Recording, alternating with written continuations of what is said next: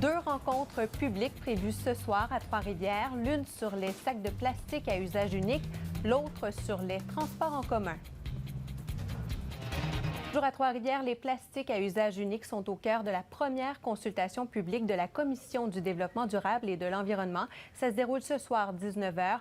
L'opportunité donc de réfléchir à la question. D'ailleurs, Catherine, vous avez rencontré un entrepreneur en recyclage qui propose des solutions.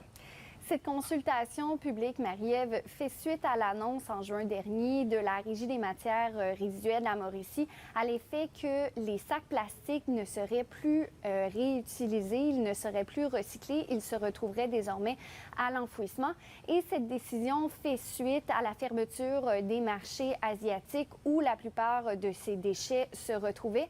Et donc, j'ai parlé avec une entreprise de la région qui valorise ce type de matières résiduelles, qui récupèrent notamment des sacs plastiques à usage unique, mais également des pots de lessive, des pots de yogourt.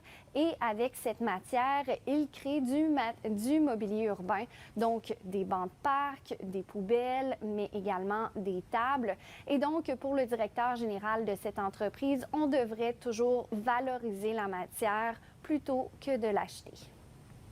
Je trouve que c'est revenir un peu en arrière de prendre ces procédures-là qui sont drastiques. Je ne dis pas qu'il n'y a pas de... Faut prendre le temps, je pense, de regarder. Nous, ça fait 30 ans présentement qu'on recycle du plastique.